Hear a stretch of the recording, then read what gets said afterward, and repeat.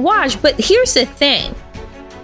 How can you say, not you, but Merrick Garland, how can Merrick Garland say that he is an institutionalist, that he is somebody that believes in process and procedures, and that no one, right, because this is the best line of all Democrats, no one is above the law.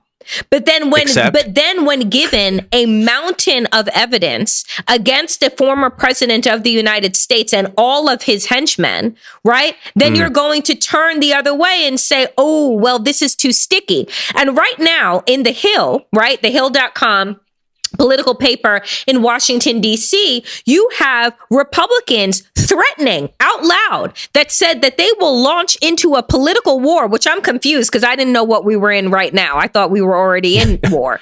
But that they will... this is bipartisanship. This is what it looks like? Yeah. I had no idea. Yeah. That they will launch a full-on political war because there is no way to pursue prosecution of Donald Trump because it would be solely politically motivated. But I'm confused because they pursued Benghazi for I don't know how long and for how many millions of dollars, and how many indictments did they come up with?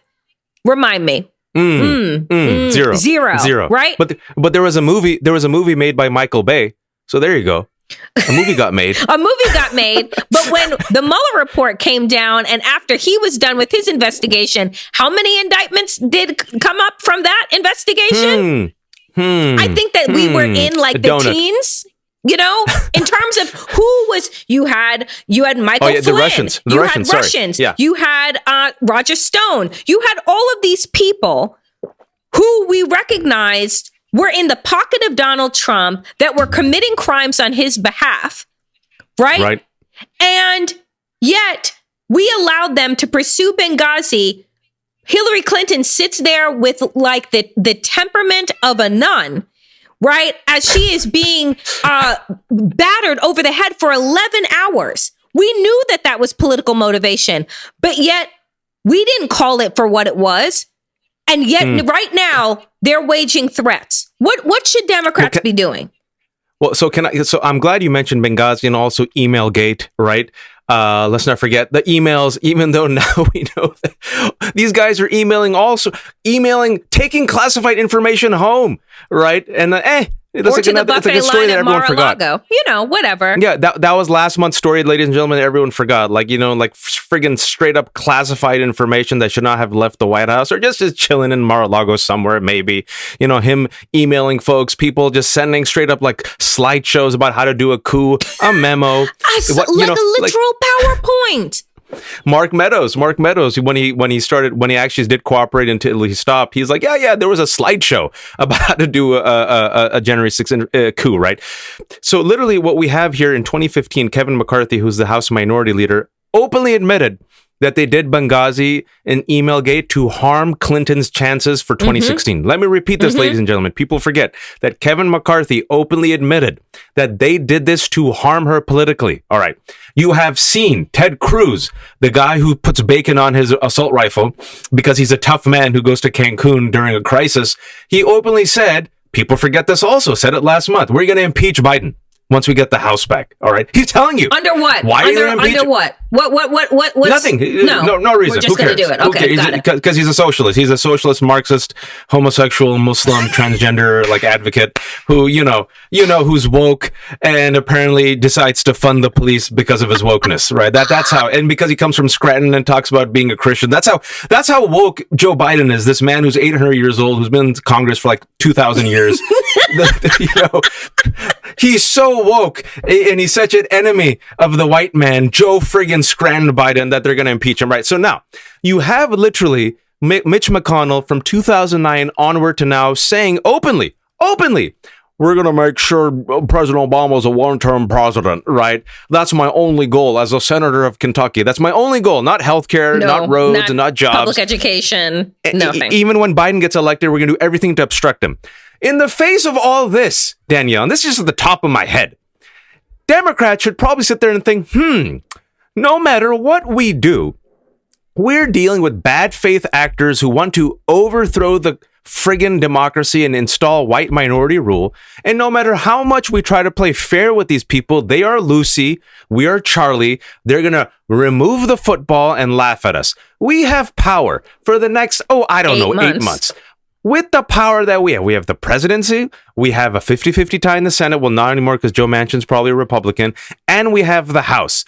Let us flex our muscles. Let's flex our procedural skill. Let's do everything that we can to friggin' knock these mother effers out or make it hurt just like they hurt us in advance of most likely our midterm loss. But what will the Democrats do instead, Danielle? Nothing. Do what they normally do, which is nothing.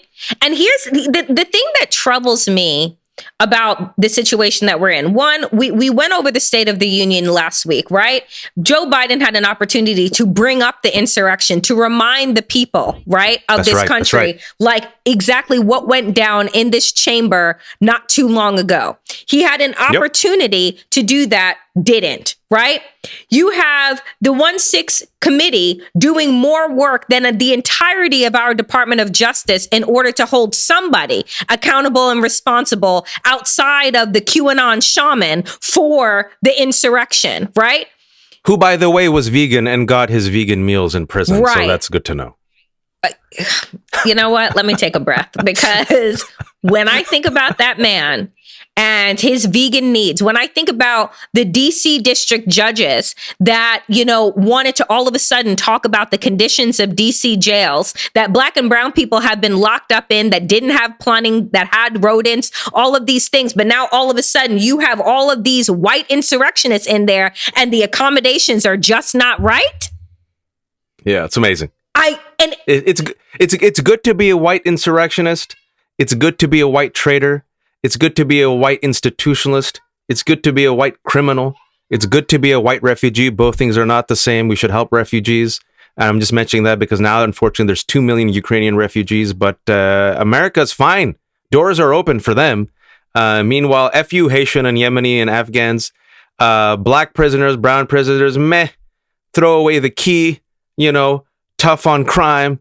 We pull up your pants. Stop listening to the hip hop and the Snoop Dogg. But then when it comes to the grievance of the white anxiety of the violent insurrectionists, it's like, dude, these guys are gonna get away. Like, that's what you keep seeing. Is like, why? I think the core of what you're getting at, and the core of our anger and frustration is, you and I are not part of the Justice Department, and on the top of our head, we just rattled off multiple examples of criminality or something that deserves at least scrutiny, right? Just top of our head. Right. You have people admitting that they did this. You have a friggin' memo. You have text messages. You got confessions. You got slideshows. You got it all. You got Donald Trump here saying it, right? You got the violent insurrection. You got 5 dead people. And the gun, right? Like literally, you got the smoke and the gun. And the dead bodies. Including a dead cop. And the Justice Department, we're told, listen, have faith in them. Listen, it takes a long time. Listen, you want to make a good faith case. And then you got Adam Schiff, congressman, right? He was asked this week. So when are we going to see public hearings? This is what he said. Could be a couple of weeks. Could be a couple of months. I'm like, what? It's already March. What are you talking about? Elections are coming up. What's the delay? And when it comes to fighting war on terror, when it comes to fighting Black and brown people, automatically, no questions asked, any resources, money, billions of dollars, planes, bombs, war on terror. Congress comes together. War on drugs, war on crime, tanks in the streets in the urban cities of California, right? When it was the war on drugs, right? And so, forget the war on drugs. What about peaceful protests? Just take it to 2020. Take it to Ferguson. Look at the police response to peaceful protesters. And so the reason why I'm skeptical is, number one, history. Number two, who are they going after? Who are they going after? Who is going after them? A lot of white folks in the Justice Department. And also the weakness of the Democrats, because we have to mention again, reports are coming out that Democrats realize they're going to lose. And they're afraid that the Republicans then are going to friggin' steamroll them. And I sit there and go, what makes you think they won't? What makes you think they won't do it? They're doing it right now, and they don't even have power, because I keep saying on this show and on others, if this is what it looks like for Democrats to be in power, my God, we're in a world of trouble. Right? Because all you are going to see post midterms are a bunch of Democrats, shaking their finger at Republicans. Well, we didn't do that to you. So why are you doing that to us? Because that's unfair. That's unfair. And that's unjust. And you're not going to get away with that at the next election. What about democracy? They don't give a shit about democracy. Election. They don't give a shit about democracy. That's like, what about democratic norms? They don't care. Fascists play for all the marbles. They take your marble, they drink your milkshake, they take everything. And that's the fear, is there going to be a free and fair election in 2024 when you have Donald Trump, when you have Donald Trump openly saying, I'm still the president, I won the election, we have to make sure that the state legislature brings in our electors. Like, you literally have them telling you the plot. You have them telling you the plot. And so we have this brief moment where all the millions of people who came out, especially black and brown folks, for accountability, for justice, they won't get accountability, they won't get justice, they won't get voting rights, right? But they will get funding the police. You will fund the police. And so I sit there and ask, if you're funding the police, you funded the military, you funded the military industrial complex, you funded the Justice Department, what are they doing? Why are they going after the criminals?